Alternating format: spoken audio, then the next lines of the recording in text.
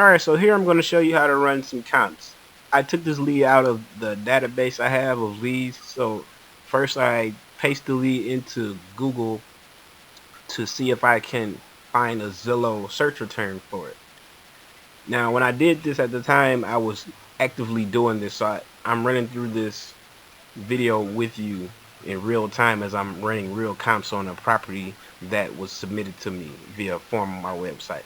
So it did not appear on the Google search, so what I had to do was go into Zillow directly and search for it. Now I don't particularly like to do searches within Zillow because the actual property comes up differently when you do a search within Zillow versus if you find the search return from a Google search result. I don't know why that is, but that's something to do with Zillow side. So here, after I found the property, I'm going down to try to find the recently sold properties in the neighborhood.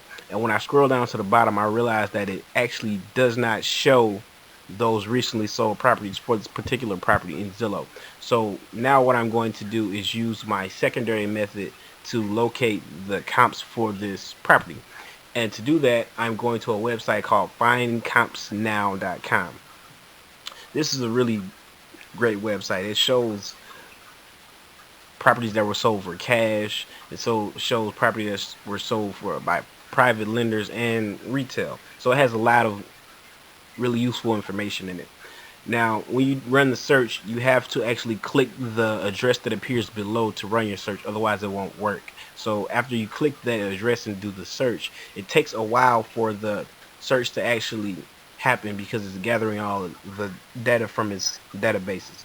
You can't switch screens or do anything because it'll interfere with the process. You basically just have to sit here and wait until it gets done with this search and it populates all of your information. So let's go ahead and wait for the information to populate, and then we'll continue.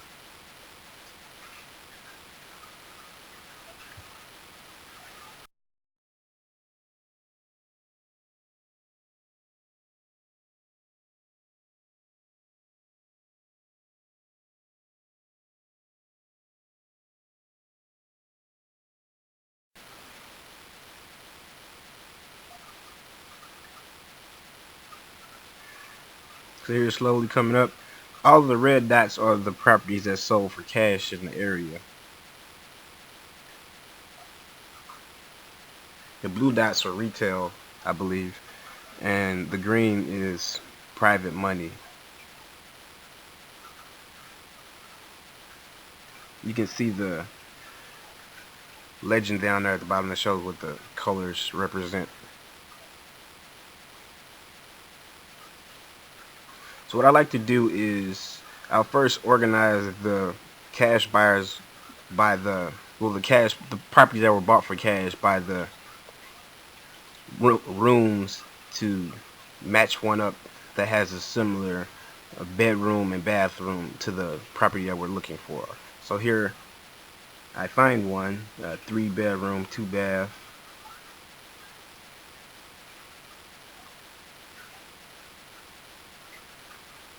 And whenever you copy the address, it always asks you to sign up for it. I haven't actually made an account with them.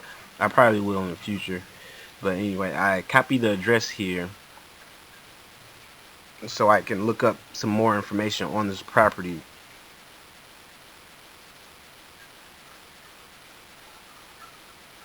And possibly even use that property to find some comps for the other one, since it's close. That one was within half a mile of our subject property.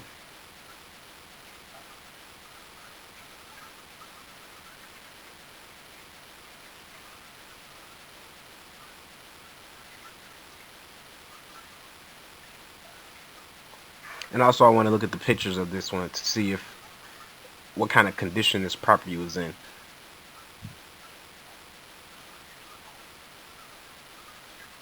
If they have any. Sometimes they don't have pictures in Zillow. So this one, the pictures for this property actually look really good. It looks in excellent condition.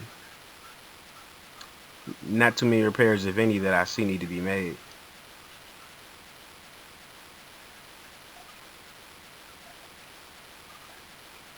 And also take a look at the description to see if they actually put remodeled in it. This particular description doesn't say that it was remodeled, but judging from the pictures, the house is in excellent condition. And here is usually where the houses that sold in the area would show up there. And for this one, it only shows one property, unfortunately. So I won't be able to use that to locate more comparable sales for this house. So now what I'm doing is I'm trying to gauge what the average dollar amount per square foot this house sold for. It'll say it in Zillow, but a lot of times they have it hidden behind the little icon thing there where they want you to pay for an upgraded subscription. So I'll just do the math here to find out what that number is.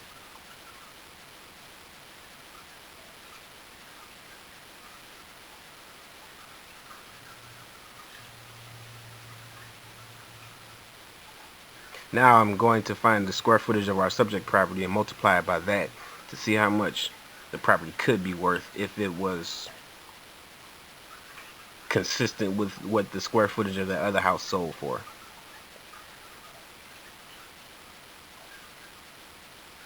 All right.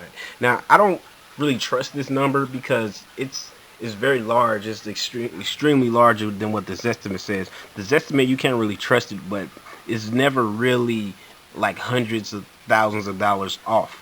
So I'm gonna go ahead and try to find some other properties that I can compare this one to get a better idea of what exactly this property would be worth.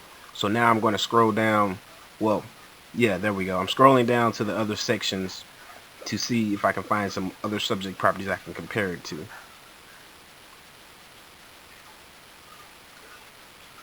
Usually what I'll do is I'll check the distance as well as the bedrooms and bathrooms just to get an idea, because the houses that are closer to our subject property are the best ones to use.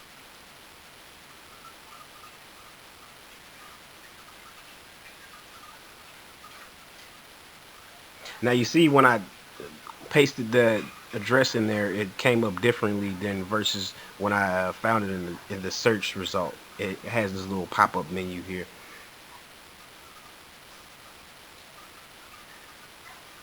So this subject property here looks to be more accurate than the other.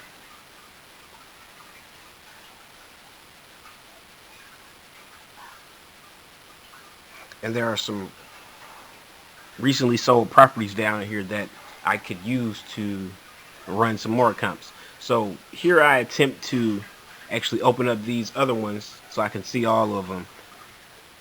Unfortunately, Zillow is having some sort of system server error, so I won't actually be able to look at those comps at the moment. So I'll just have to use the property here at hand, the top one that I found.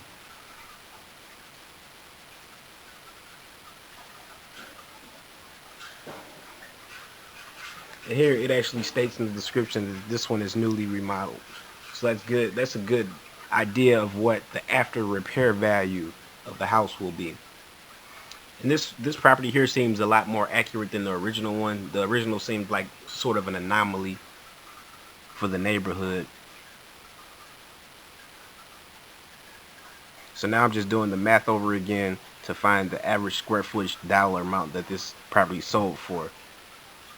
And then I will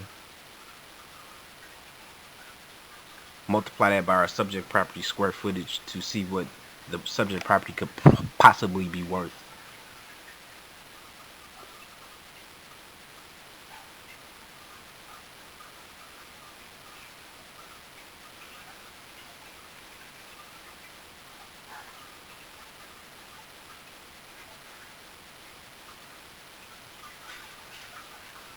And that was a lower number.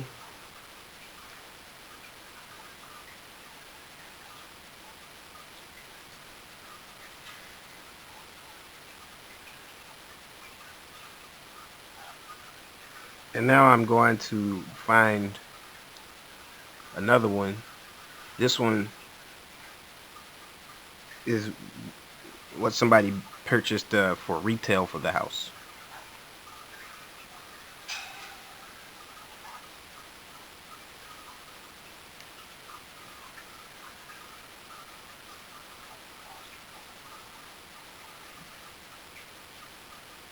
This is me just double checking to see if the server error was over, but unfortunately it wasn't, so I had to go ahead and move forward with the new property that I just located.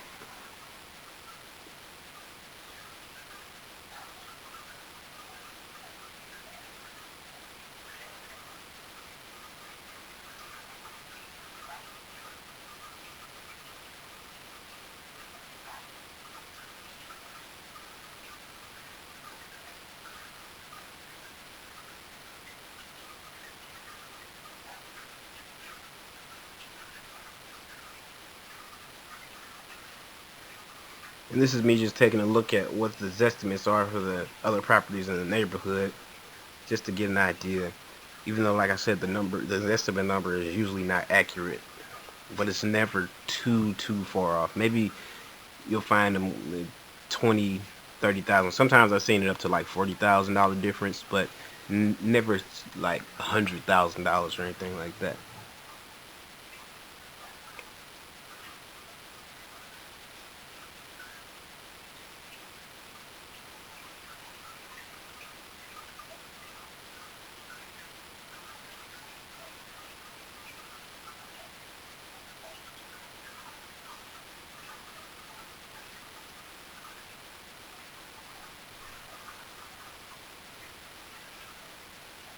Now, this property was purchased at a foreclosure,